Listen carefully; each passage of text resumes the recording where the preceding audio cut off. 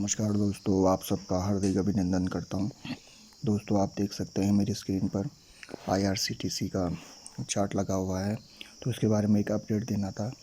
तो ये IRCTC split कर रहा है, वो मैंने अपने पिछले वीडियो में भी बताया है, पिछले मतलब पुराने वीडियो में, और उसी की वजह से इसके प्राइस में मूवमेंट आया था ऊपर को। और ये इनकी रिकॉर्ड डेट और एक्स डेट आ गई है। एक्स डेट है इसकी 28 तारीख, रिकॉर्ड डेट है 29 तारीख,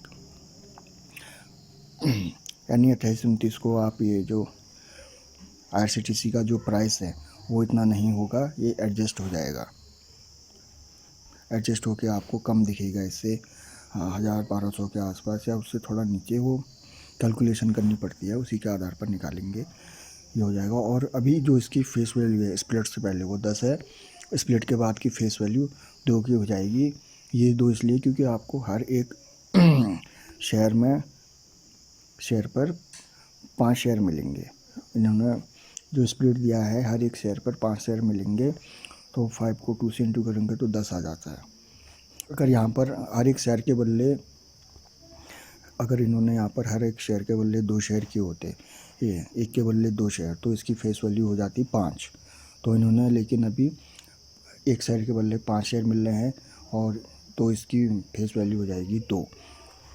और एक चीज़ और ध्यान देना, अभी फेस वैल्यू 2 है, तो यानी भविष्य में भी ये स्प्लिट कर सकती है।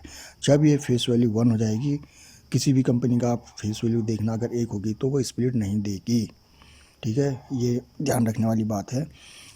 और बोनस में अगर कोई कंपनी बोनस देती है तो उसमें फेस वैल्यू के ऊपर कोई असर नहीं पड़ता, बोनस एक्स्ट्रा शेयर होता है। स्प्लिट जो होता है, इसी की प्राइस, शेयर के प्राइस को ही तोड़ के ये दिया जाता है। ये ऐसा स्प्लिट इसलिए देते हैं क्योंकि जो उसकी किसी कंपनी के शेयर की प्राइस अगर ज़्यादा बढ़ गई है तो उसको कम करने के लिए, कम इसलिए करते हैं ताकि ज़्यादा से ज़्यादा लोग इसको ख़रीद सकें, उसमें वॉल्यूम आए, तो इसलिए स्प्लिट करते हैं। और स्प्लिट उसी की शेयर प्राइस को तोड़ के किया जाता है।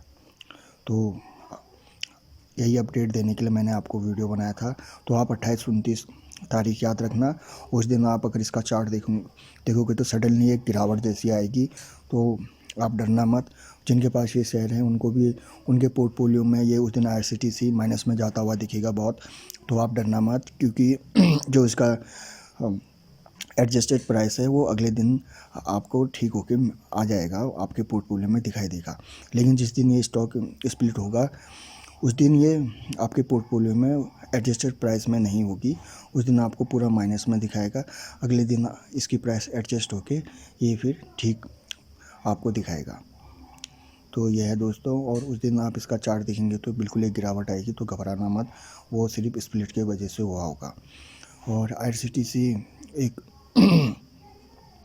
बड़ी अच्छी कंपनी है, और एक मेरे ख्याल से गवर्नमेंट की ऐसी कंपनी है जो प्राइवेट सेक्टर की जैसे रिटर्न देती है, बहुत ही ज़बरदस्त रिटर्न दे रखे हैं इन्होंने।